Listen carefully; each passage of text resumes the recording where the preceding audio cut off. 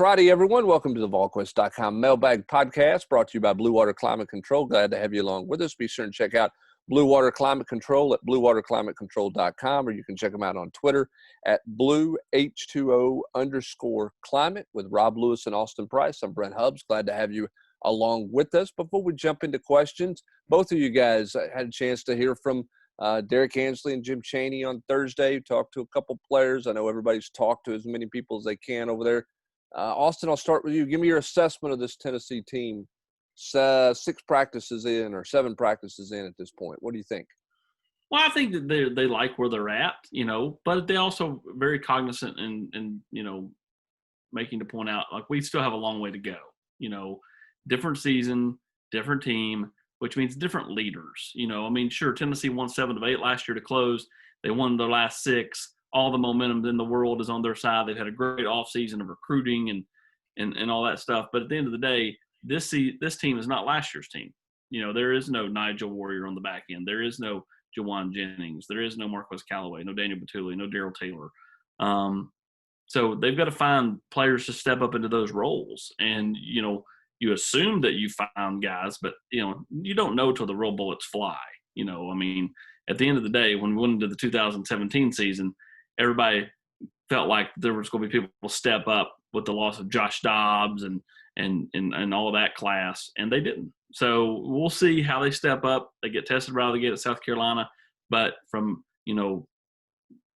transitioning from one year to the next, there's a lot of hope on this team that their leaders will emerge.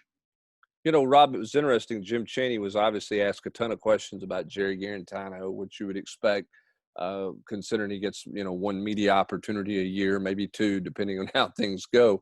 But he seemed more confident, I think, in Jared, and not just this conversation about Jared and on Thursday wasn't about, well, he's a good, tough kid. There was a little bit more about Jared, the quarterback, Jared, the football player, and some real expectations from Jim that maybe you didn't hear last spring or last fall when he talked at fall camp. Didn't you think? I thought so, Hubbard, and this is what I thought, and what it sounded like to me is I vividly remember last fall Jim talking about Jared and then hunkering down in his office and getting to know the guy, and it just seemed, I don't want to, forced is probably too strong a word, but it seemed like he was trying to put an image out there about Jared, trying to build him up a little bit. I thought today it was just very comfortable, very easy the way he talked about him. Like, he wasn't trying to construct, an image. He was speaking about a kid that he knew, that he's coached, and that he, had confidence in. Is kind of what I took away from it. Whereas last year it was like, I like the guy, as you said, he's a tough kid. We're building a relationship. And today it seemed like, this is a guy I know, and this is a guy that I trust. Yep. And both those guys, Derek Ansley talked a lot about the depth in the back end that he had that would have to carry his defense this year. And then Chaney was very, very gushing, as everybody heard on Thursday, about Eric Gray and Ty Chandler. I thought that's as glowing as Jim Chaney will get about anybody when the way he gushed about those 2 guys. Well, a couple of people I've talked to, and they're not Jay Graham. So I know everybody knows that I know Jay pretty well. They're not Jay Graham because Jay don't talk about himself. But a couple of people I've talked to around the program or on staff have mentioned that the improvement on little things like having your eyes straight ahead when you take the handoff instead of looking down at your hands, trying to make sure you get the handoff. Little things like that have made a big difference in both those kids going into this season. Yep, going to be fun to watch those guys and how Jim Chaney uses them in different ways and how that kind of goes about. So plenty of that discussion on the message board and plenty of content that we've generated from our conversations with those 2 guys. And now we'll kind of get into some of you guys' questions and jump into what's on everybody's mind today. We'll start first with, can we get a detailed explanation of what's going on with D'Angelo Gibbs? Is it the fact that he's not followed the rules Pruitt and staff put forth to the team? Does he not want to play, opt out, or is he not living up to his scout team hype? Don't believe it's that one, the question says. Look, D'Angelo Gibbs has done nothing wrong from a behavior standpoint. He's not Jeremy Pruitt's doghouse. He's not lived up to the rules and the expectations out there. I'm not going to get into D'Angelo's personal life and family situations and things that he's been through the last few months and the decisions all these kids are having to make and think about the influences they get from different people, whether you should play or you shouldn't play. I don't know what D'Angelo Gibbs' status is with this football team right now. I'm not sure, Austin, D'Angelo knows exactly what his status is because I think he's been kind of all over the map on whether, where things are, whether he's going to play, whether he's not going to play, and how he manages everything in life right now. And so until Jeremy Pruitt makes a comment about that, I'm not going to get into any specifics other than to say right now he's not in the top rotation for Tennessee at the wide receiver position. And there are plenty of guys who are going to be playing ahead of him, whatever D'Angelo Gibbs decides to do at this point in time. Yeah, at the end of the day, we can play dumb and say, "Oh, I don't know." But if we say, "Hey, D'Angelo Gibbs is not going to play this year," and then he decides to play, then everybody's going to go, "Well, so you were wrong." So you're in a catch-22, no-win situation. So I get everybody wants this clarity. We give you the clarity that again. Most of you know how to read between the lines. D'Angelo Gibbs right now is not a factor. Does he become one? I guess that's up to him. But at this point, I don't expect him to see him catching balls out there this fall. All right, let's go to TGX. Over and under on 0.5 guys we currently expect to be in the 2 deep opt out for the season. Same thing. Don't know.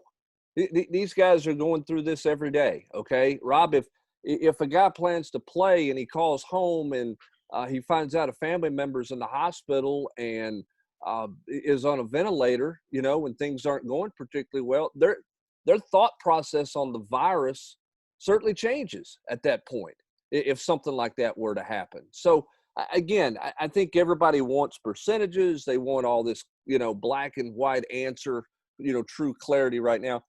These kids are wrestling with stuff every day. Look at the kid at Vanderbilt. The kid at Vanderbilt opted out, made the announcement. He's gone. Until he wasn't, and then he came back. And so, same thing here. I mean, you don't think kids on this campus have pondered, man, is it really okay? Is it really worth it to play? Look, you got the heart thing that's out there. You got my grandmother, I don't want to potentially bring anything back to my family. I mean, people worry about all these things, and all these concerns are valid. But my point is every day they go, up and down. It's like recruiting. It's fluid. So right now, I would say that the over under of 0.5 would be over, just based on the people I've talked to. But to this point, no one has opted out officially. So thus it's under. And so I just have a hard time thinking that, at some point Tennessee doesn't lose a player or two, much like every school in the SEC is likely to lose a player or two for the year or longer. And adding to it, there's no repercussions, because you're not losing a year of eligibility. I mean, if you're a sophomore, you don't like the way, your mom calls and she's worried about how things are. She logs into the, UT COVID page and sees that there's 250 cases a day. She's like, you need to come home right now. Come back next year and you're still a sophomore. You do what your mama tells you to do. Exactly. By the way, you all can't see at home because this is obviously just an audio podcast, but Rob is in his basement, and for the first time ever, the light is behind him, so you can kind of see it's backlit. It's the Weather Channel, man. There's a hurricane. Come on, point is I'm just waiting on Rob to go, Ma, Milo. A hurricane, AD. Jim Cantori's on the beach, man. All right, let's go to Deshaun 13. Which position group on each side of the ball makes the biggest improvement this year? I'm going to say running backs, just from a productive standpoint. I think they'll be more consistent. It's where I would go offensively. Quarterback would be a close second for me in that pick. And then on the defensive side of the ball, I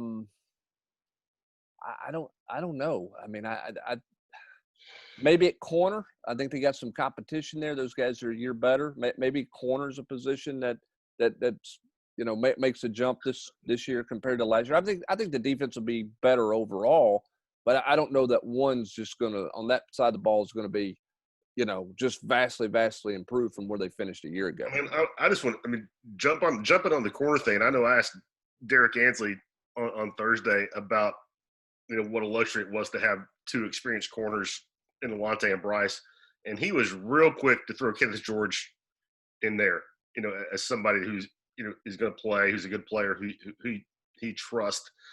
Offense, I'll go offensive line. I mean, just because of the experience, and we talk about Good point. how good they were not necessarily how good they were last year, but how many guys who played have started experience. They still didn't average 4 yards a carry for the year, but they got better as the year went on. I think that will be like the strength of the offense, hands down, and along with 2 running backs who have played a lot. All right, let's go to Vol 6868. Do we get at least one of TID, Green, Mims, or Munden? Yes. Ooh. Was that a sheepishly yes, or was that with a conviction? Yes, AP. There were no hand gestures for everybody listening. No hand gestures. Tennessee will land one of those 4 kids. All right, let's go to Volgrad 09. All 4. Oh, 3-pack of – you send them over the top. 3-pack of basketball questions for Rob Lewis. All right, here we go, Rob. Best comparison for Kennedy Chandler. I've heard he's a Chris Paul. What's the best comparison for Keon Johnson? Heard he's a taller Ja Morant. And is E.J. Anosike going to be the new Jerron Mayman, Rob Lewis? I hate comparing kids to other kids. I mean, certainly NBA All-Stars. Kenny Chandler is – I'm not saying he's Chris Paul. He's a better athlete than Chris Paul. Like as far, take it down the lane, dunk on you type guy that, Chris Paul's not that dude. Kennedy has that kind of talent. I was fortunate enough to see Chris play a lot when he was a high school player, because working with Bob Gibbons, who's based out of North Carolina back in the day.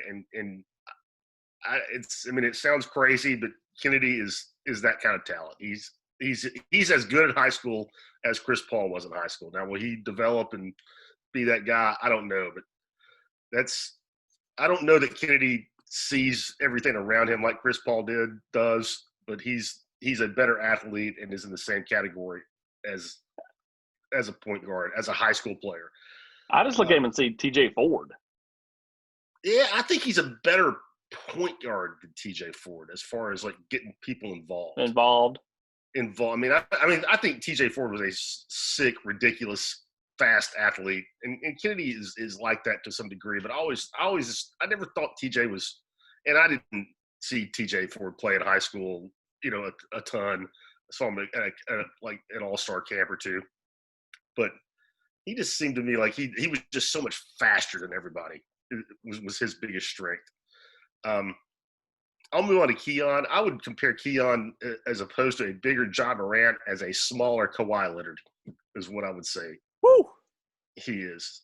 I think he's an exceptional wing player, an exceptional two-way player. A great defensive player, and has a high motor. And again, I've written this in the war room, talked about it on the board.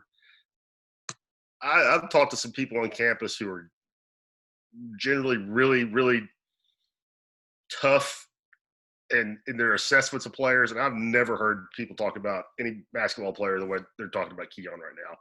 And to move on down, I said I hate comparisons, but I like the E.J. Anosike Jerron Mayman comparison. I don't think E.J. is going to score 38 points in a game.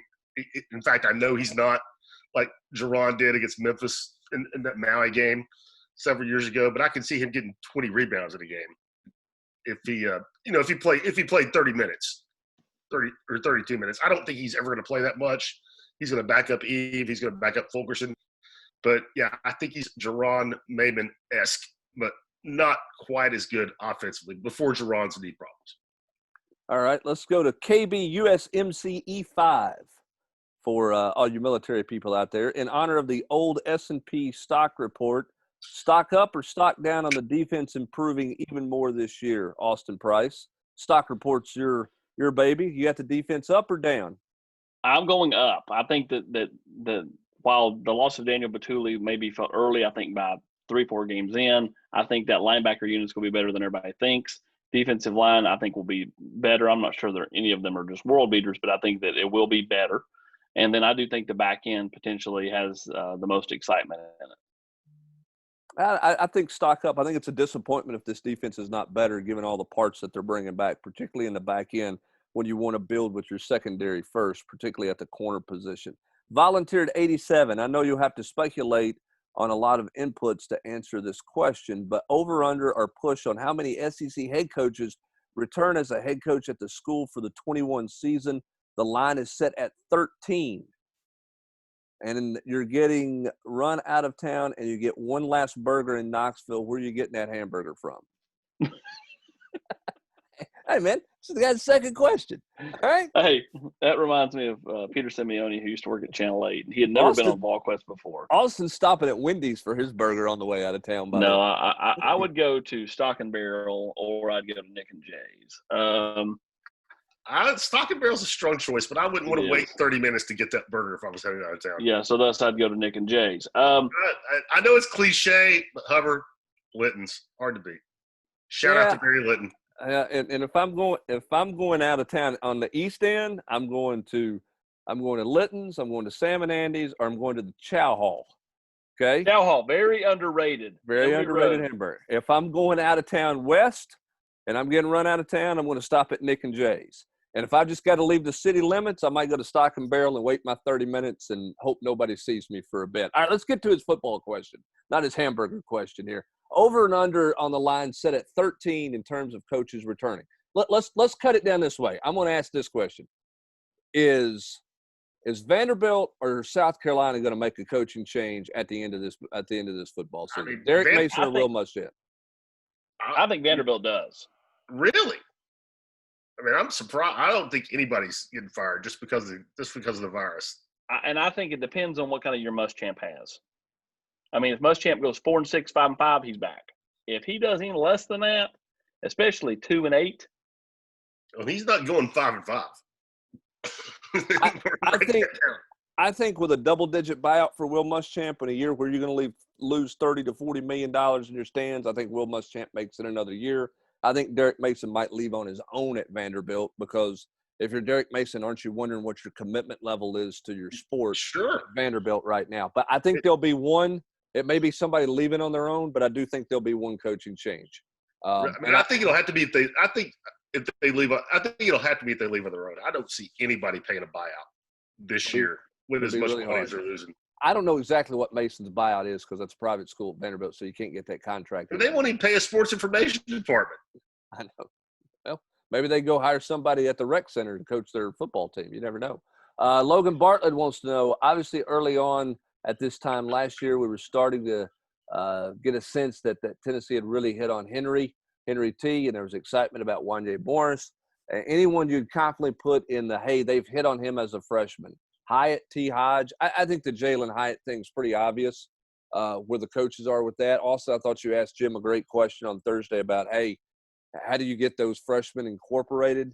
I thought his answer was very clear. We're going to teach it all to them right now, and we get about 10 days out from the game and we get a game plan in, then we're going to make sure that they know the handful of plays I've got for them in, which is why you'll see Jalen Hyatt early, and I think he's clearly a hit for Tennessee in this recruiting class. Yeah, I mean, he says T. Hodge. I'm not necessarily saying T's a hit. I just think T right now is the third best option because they are not deep at tailback at all. I mean, they're an Eric Gray or a Ty Chandler, turned ankle from being in real trouble at that spot, But, as far as freshmen in this class, I think they feel good about both Keyshawn Lawrence and Danico Slaughter. I think they feel really good about Morven Joseph. And then on the offensive side, Hyatt is a guy that has definitely flashed, and Malachi Weidman. And really, they like all those receivers. So, to this point, I think, is it what that class was last year when you had Q, Wanye, Darnell, Henry, Eric Gray. I mean, you could roll right down a bunch of these kids that are now sophomores and, know that they're going to have a hand in Tennessee's success or lack of, or big time success this year, whatever, however the season goes. So, you know, I'm not sure it's like that, but they don't have to be when you've got older guys now. So, who can sprinkle in? My favorite part about AP's question, however, was that it led to Jim Chaney giving to Rick Rogers a shout out. Little day Rick Rogers note in there, but Jim did a great job that year with 2 freshman receivers and a freshman quarterback. By the end of the season, they were winging that thing all over the yard. And CP, let's not forget CP 84.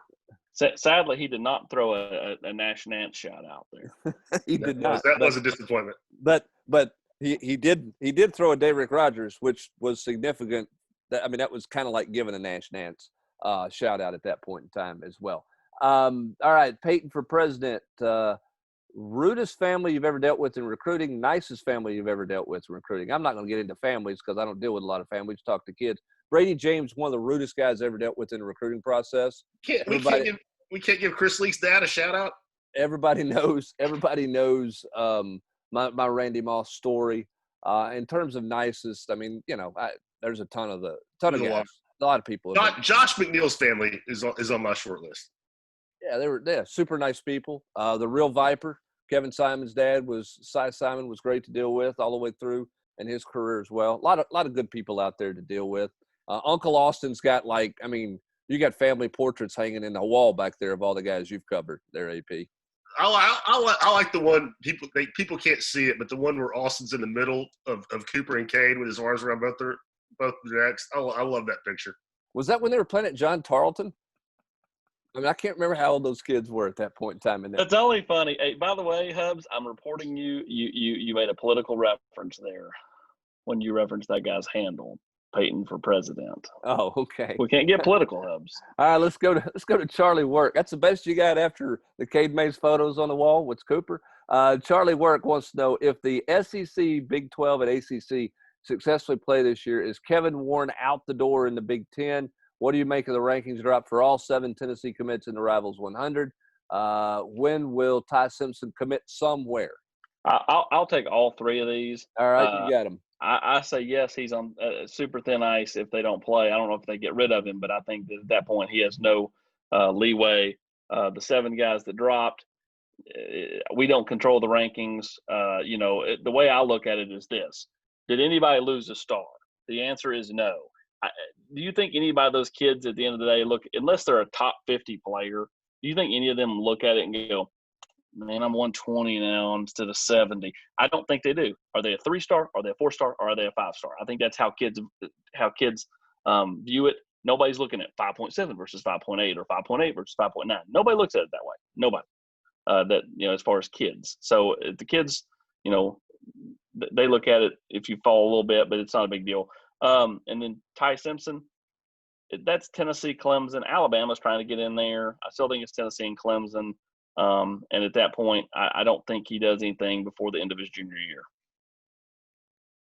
All right. Where are the most interesting position battles on the field, and what are you hearing about those competitions? I think we've talked a little bit about this. I think there's more competition in the back end of the defensive backfield in terms of guys who have been starters who may not be completely secure. You better not have a bunch of bad days in a row, because I think the competition in the back end of the secondary at the star position and the 2 corner positions is pretty good. I think there's pretty solid competition at those positions, which make for some interesting battles coming down the stretch. I still think Alante and Bryce are going to start, but I think Kenneth George is having a good camp. I think they love the Slaughter kid. And Schamberger better not have bad days at the star position, because there'll be people pushing there as well, because they can flex some guys and move them around.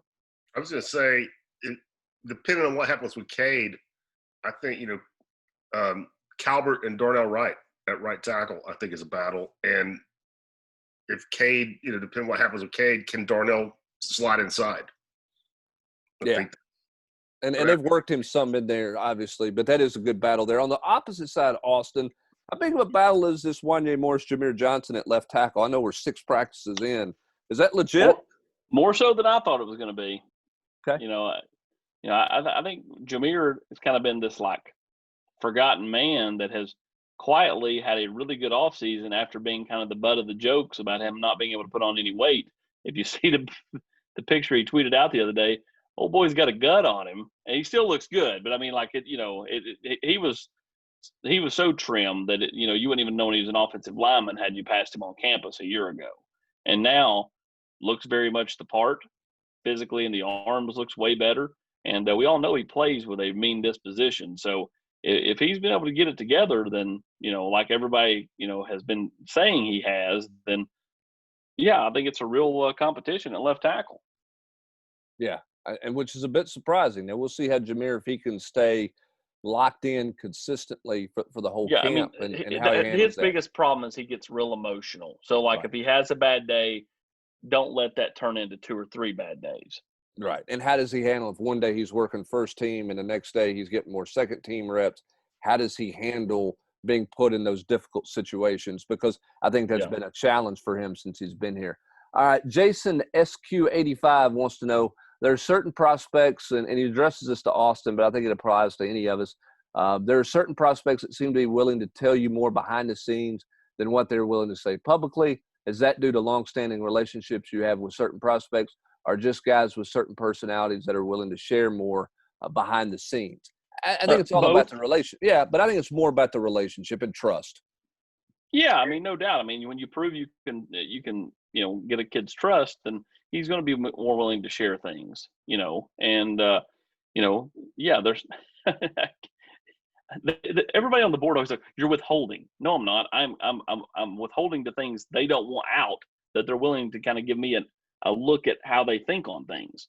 I'm letting out what they can just tell me the generic static answers, but I'm able to put a little bit extra layer on it without giving their total comments away with a lot of stuff. So yeah, I mean, a lot of it's just, it's relationships, but there are times where like a kid just has a talkative personality, and, he gives you stuff, he gives everybody stuff, Right. I mean, again, I think when you talk to kids, every kid's different. Some kids want nothing to do with interviews. Some kids want everything to do with interviews. And then there's the kids that are in between.